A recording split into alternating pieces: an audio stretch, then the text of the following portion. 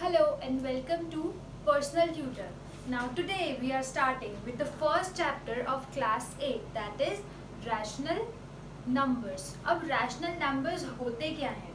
In our previous class we have already done natural numbers, whole numbers and integers. So now let's come to rational numbers. The easiest definition of rational number is the numbers which can be expressed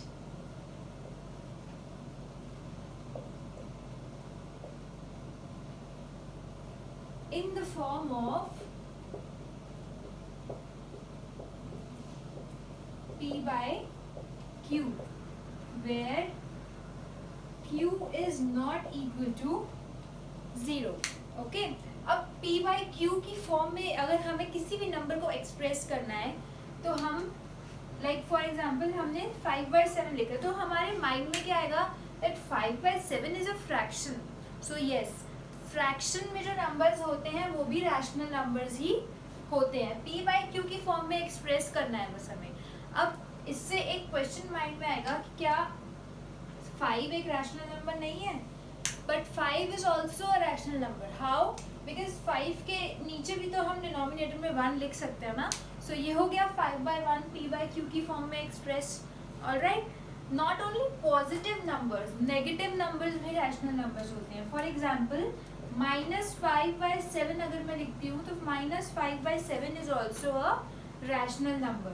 ये negative है, ये positive है, उससे फर्क नहीं पड़ता. So it means that rational numbers can be positive or negative. Okay, so अगर मैं लिख रही हूँ यहाँ पे -10, so -10 is also a rational number because उसके नीचे भी हम डिनोमिनेटर में 1 तो लिख ही सकते हैं. अगर मैं लिखूँगी 5.6, so 5.6 is also a rational number because 5.6 can be written as 56/10. Point हटा के हम नीचे 1 0 लगा सकते हैं. So 56/10 is again in the form of P by Q. So all these forms are rational numbers. Alright, now this the numbers which can be expressed in the form of P by Q, ये तो हमें समझ में आ गया. Where Q is not equal to 0. अब इसका क्या मतलब है? अगर हम Q को 0 लिख दें, अगर हम लिखते हैं 10/0, तो बच्चों इसका आंसर जो है वो आ जाएगा इन्फिनिटी. ऑलराइट, अब इन्फिनिटी आंसर तो नहीं आ सकता, मतलब ये तो सॉल्व नहीं हो सकता. इट मीन्स दैट एक कंडीशन जो हमें इसमें याद रखनी है वो ये है कि Q कभी भी 0 नहीं होगा. Q in the sense P by Q में Q है डिनोमिनेटर, Q है डिनोमिनेटर and P है numerator. So it means that denominator cannot be 0. हम ऐसे तो लिख सकते हैं 0/10. 0/10 is 0, but we can't write 10/0. 10/0 हम नहीं लिख सकते. डिनोमिनेटर कभी भी 0 नहीं हो सकता, नीचे कभी भी 0 नहीं आएगा. ओके, ऊपर 0 आ सकता है, 0/10 हो सकता है, पर 10/0 नहीं हो सकता. तो ये कंडीशन हमें हमेशा इसमें याद रखनी है. ओके, सो ये था हमारा रैशनल नंबर्स का इंट्रोडक्शन. अब हम इसके बाद आएंगे properties of rational numbers. Alright,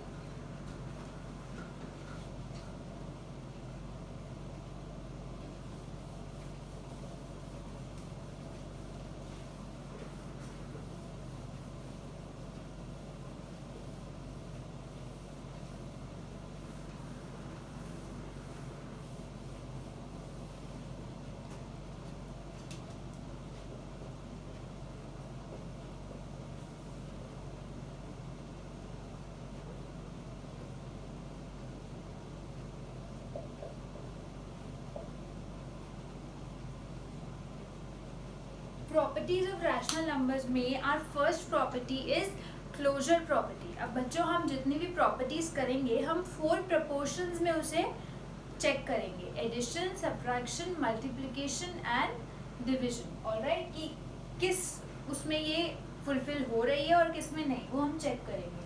तो पहली प्रॉपर्टी है क्लोजर प्रॉपर्टी. अब हमने क्लोजर प्रॉपर्टी पहले भी पढ़ी हुई है. क्लोजर प्रॉपर्टी सेज दैट अगर हम फॉर एग्जाम्पल अगर हम 2 नंबर्स लेते हैं 6 और 2, ऑलराइट. अब 6 भी नेचुरल नंबर है, 2 भी नेचुरल नंबर है, हमें इन दोनों को ऐड करना है. तो हमें ये चेक करना है कि जो आंसर आएगा क्या वो भी नेचुरल नंबर आएगा.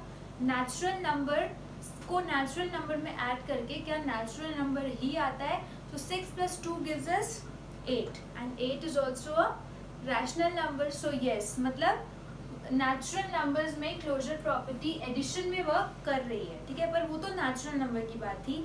यहाँ पे है रैशनल नंबर. अब हम रैशनल नंबर में रैशनल नंबर को ऐड करके देखते हैं क्या रैशनल नंबर ही आएगा. Let's check. फर्स्ट एडिशन की बात करते हैं हम. सो हम कोई भी रैशनल नंबर ले लेते हैं like a/b + c/d gives us a rational number. Closure property तो यही कहती है. अब हम चेक करेंगे कि क्या सच में रैशनल नंबर ही आता है. एग्जाम्पल में हम कोई भी नंबर ले सकते हैं 5/9 + 4/9. ठीक है, तो अब हम 5/9 और 4/9 को ऐड करते हैं. तो अपॉन में तो 9 ही रहेगा. 5 + 4 gives us 9/9 which will give us 1. So is 1 a rational number? Yes, 1/1 लिख सकते हैं हम इसको. So 1/1 is a rational number which means that this property holds true for addition. मतलब एडिशन में क्लोजर प्रॉपर्टी वर्क कर रही है. Now let's check for subtraction. अब subtraction के लिए चेक करते हैं.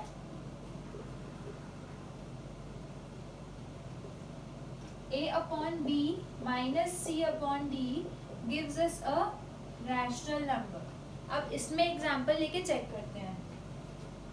5/9 - 2/9 gives us what? 5/9 और 2/9 तो अपॉन में तो 9 ही रहेगा. Now 5 - 2 will give us 3. 3/9 which will give us 1/3. 3/9 है तो 3 1s are 3, 3 3s are 9. So 1/3. Now 1/3 is again a rational number. So this property holds true for subtraction as well. Now let's come to multiplication. a/b into c/d gives us a rational number. Now let's take an example. 2/3 into 5/6 gives us. Now इधर ही cut कर सकते हैं. चलो नहीं, हम ऐसे ही करते हैं. 2 into 5. 2 into 5 is 10. Upon 3 into 6 is 18. Now इसको कट करते हैं. 2 5s are 10 and 2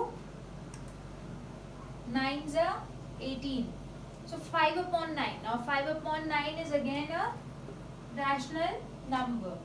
So it means that this property holds true for multiplication as well.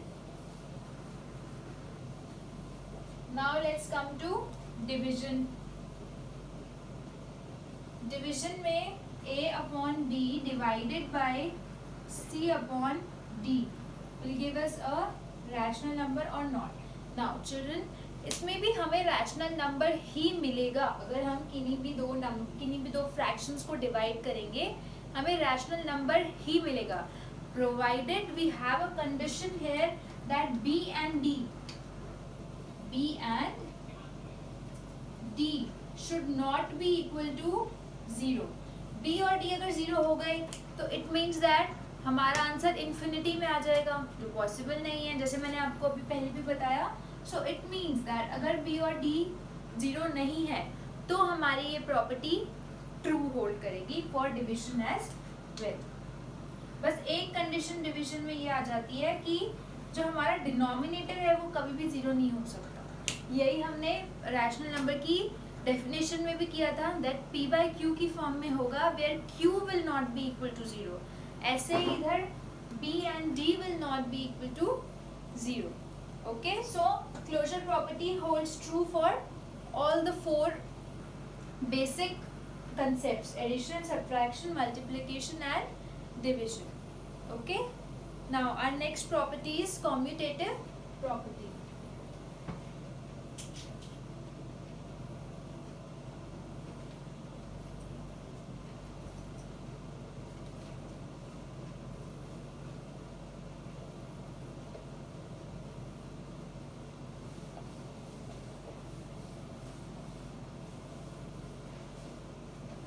अब कॉम्यूटेटिव प्रॉपर्टी में चेक करेंगे.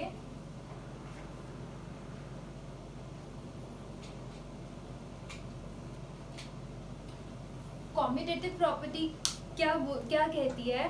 That a plus B equals to b plus A. अगर हम positioning change कर देते हैं नंबर्स की तो आंसर सेम आना चाहिए. तो हम पहले एडिशन में चेक करते हैं. a plus B equals to b plus A. अब हम दो रैशनल नंबर्स को ऐड करके देखेंगे. For example 2/5 plus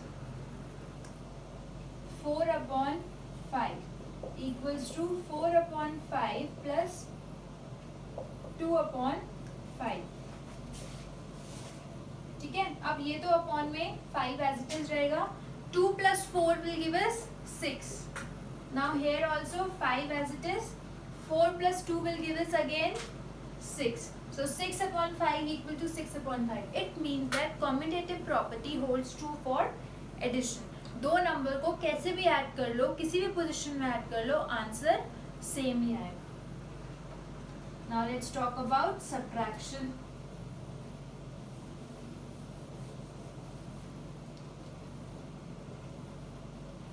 A minus B equals B minus A. Now let's take the same example. 2/4/5 minus 2/5. और इधर करते हैं 2/5 minus 4/5. पोजिशनिंग चेंज कर दी हमने. Now upon 5 as it is. 4 minus 2 is 2. इधर भी upon 5 as it is. Now 2 minus 4 is minus 2. 2 में से 4 माइनस होगा तो हमारे पास आंसर आएगा -2, not 2.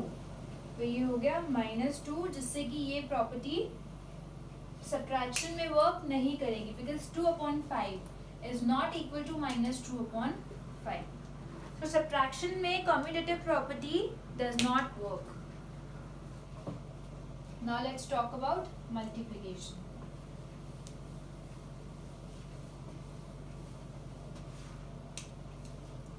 A into B equals B into A. Now let's check. 2/5 into 4/5 equals 4/5 into 2/5. Now 4 2s are 8. 8/5 5s are 25 equals to 4 2s are 8/5 5s are 25. So answer comes out to be same. So it means that multiplication में ये property true है.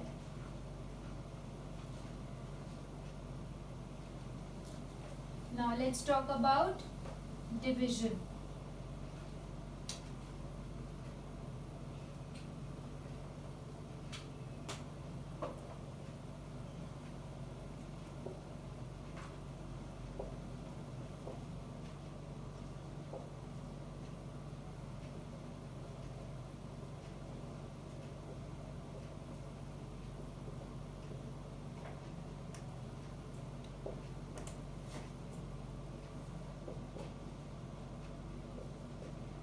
Now let's talk about division. A upon B divided by C upon D will give us C upon D divided by A upon B. Okay? अब हम example लेके check करते हैं. 4/5 divided by, यहाँ पे हम कर लेते हैं 2/5 equals to 2/5 divided by 4/5.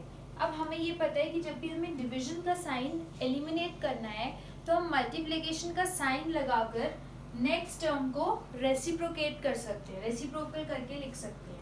Okay so here 4/5 into 5/2 लिख सकते हैं and here what we can do is 2/5 into 5/4. ठीक है, हमने डिविजन का साइन हटा दिया, एलिमिनेट कर दिया और नेक्स्ट टर्म को रेसिप्रोकल करके लिख दिया. सो नाउ 5 से 5 कट, 2 से 4 कट, तो आंसर इज 2. इधर क्या आएगा, 5 से 5 कट, 2 से 4 कट, तो 1/2. So 2 is not equal to 1/2. It means that this property doesn't hold true for division as well.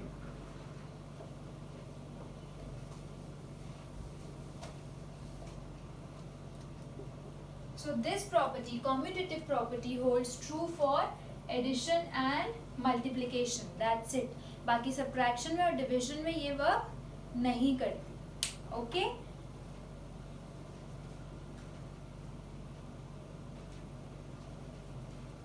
So now our next topic is, our next property is associative property that we will discuss in our next video. Thank you.